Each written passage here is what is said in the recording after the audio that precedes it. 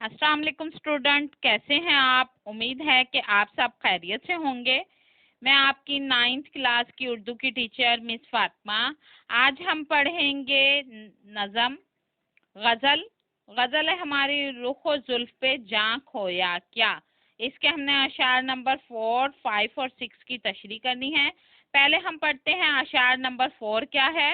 رہی سبز بے فکر کشتے سخن، نہ جوتا کیا میں نہ بویا کیا۔ کشتے سخن شاعری کی کھیتی، جوتا ہل جوتنا، سبز ہرا شاداب، سخن کلام یا اس کی شاعری کو کہتے ہیں، بویا سچ بولنے کو کہتے ہیں۔ اب ان کی تشریح کرتے ہیں کہ انسانی زندگی احساسات کا نام ہے اور شاعری کی کھیتی ہمیشہ سرسبز شاداب رہی ہے، اگرچہ کہ کھیتوں سے فائدہ حاصل کرنے کے لیے بے حد محنت اور کوشش یا لگن سے کام کرنا پڑتا ہے، لیکن شاعری کی کھیتی میں کھیتی سے بغیر محنت سے ہم فائدہ اٹھا سکتے ہیں۔ یہ اللہ تعالیٰ کی دی ہوئی خدا داد صلاحیت ہے۔ یہ اپنی شاعرانہ فکر کی تعریف کرتے ہوئے کہتا ہے کہ جب اشعار کی آمد ہوتی ہے تو خیالات اشعار کے سانچے میں خود بخود ڈھلتے چلے جاتے ہیں، یعنی الفاظ جو ہیں وہ ایک شاعری کی صورت اختیار کرنا شروع ہو جاتے ہیں۔ شعر کہنے کے لیے کوئی محنت نہیں کرنی پڑتی ہے۔ شاعر اکثر اپنی شاعری کی تعریف بہت خوبصورت انداز میں کرتے ہیں۔ اب ہم نے پڑھنا ہے اشعار نمبر 5۔ اشعار نمبر 5 میں اشعار ہے ہمارا، برہمن کو بتوں کی حسرت رہی، خدا نے بتوں کو نہ گویا کیا۔ برہمن ہندوؤں کی اونچی ایک ذات ہے۔ گویا کرنا یعنی بولنے والا، حسرت ایسی آرزو جو کبھی پوری نہ ہوئی ہو یا خواہش یا کوئی تمنا، یعنی برہمن ہندو جو تھے ان کی بتوں کو پوجا کرتے تھے، ان سے باتیں کرتے تھے اور ان کی کوشش ہوتی تھی کہ بت بھی ان سے ان کی باتوں کا انہیں جواب دیں، لیکن اس کی یہ خواہش کبھی پوری نہیں ہوتی تھی۔ دل کی بات اس کے دل میں رہ جاتی تھی، مگر شاید وہ یہ نہیں جانتا تھا کہ خدا نے ان بتوں کو باتوں کی قوت نہیں دی ہے، یعنی انہیں بت بول نہیں سکتے ہیں نہ ہی سن سکتے ہیں۔ اللہ نے ان بتوں کو بولنے کی صلاحیت نہیں بخشی ہے۔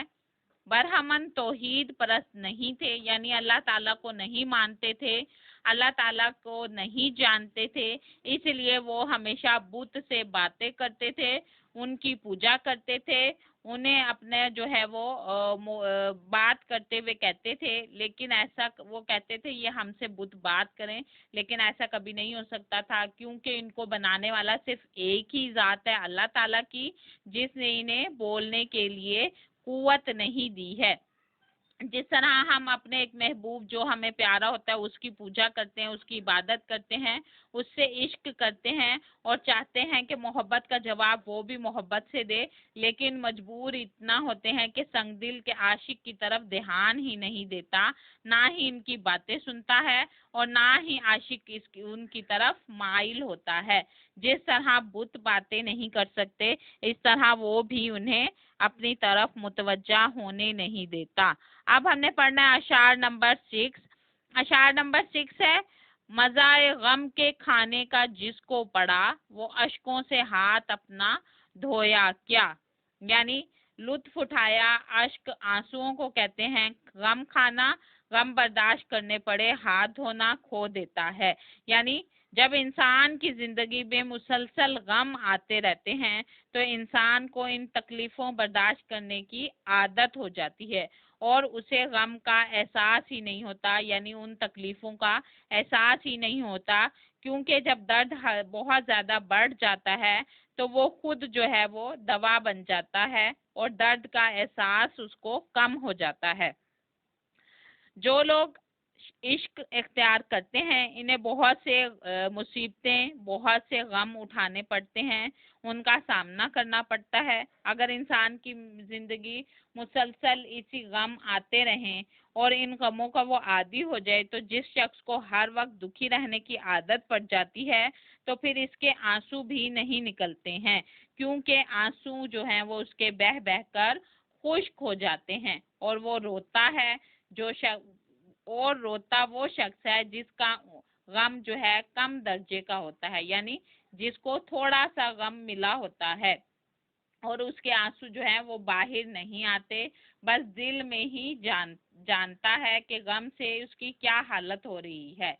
درد جب بہت زیادہ ہو جاتا ہے، بہت زیادہ مشکلیں اٹھاتا ہے، انہیں بہت زیادہ مشکلیں حوصلے سے برداشت کرنی پڑتی ہے، کوئی بڑا غم انہیں محسوس نہیں ہوتا ہے، کیونکہ وہ بہت زیادہ پہلے سے تکلیفیں برداشت کر چکے ہوتے ہیں، وہ ہر غم بآسانی سے برداشت کر لیتے ہیں، اور عشق میں کبھی غم کھانے اور غم سہنے کا مزہ ہی کچھ اور ہوتا ہے۔ اسٹوڈنٹ، یہ تھے ہمارے اشعار کی تشریح۔ آپ نے اس کو اچھے سے ریوائز کرنا ہے اور اس کا کوئی سالو کرنا ہے۔ اسٹوڈنٹ، آپ نے اشعار نمبر 7 کی خود تشریح کرنی ہے۔ آپ کو یہ آپ کے سلیبس میں دے دی گئی ہے، آپ نے اس کو اچھے سے یاد کرنا ہے، اور اگلے لیکچر اگر آپ کو ہمارے اس لیکچر میں سے کوئی بات سمجھ میں نہیں آئی ہے تو اسٹوڈنٹ آپ اس کے بارے میں سوال کر سکتے ہیں، کوئی لفظ یا کوئی میننگ سمجھ میں نہیں آیا ہے تو آپ اس کے بارے میں بھی پوچھ سکتے ہیں۔ اگلے لیکچر میں ہم پڑھیں گے سبق پنچایت، اس کے الفاظ معنی اور اس کے خلاصے کے بارے میں۔ اسٹوڈنٹ، آپ نے اس کو اچھے سے ریوائز کرنا ہے اور اس کو اچھے سے یاد کرنا ہے، تاکہ ہم اس کو اگلے لیکچر میں ڈسکس کر سکیں۔ شکریہ، اللہ حافظ۔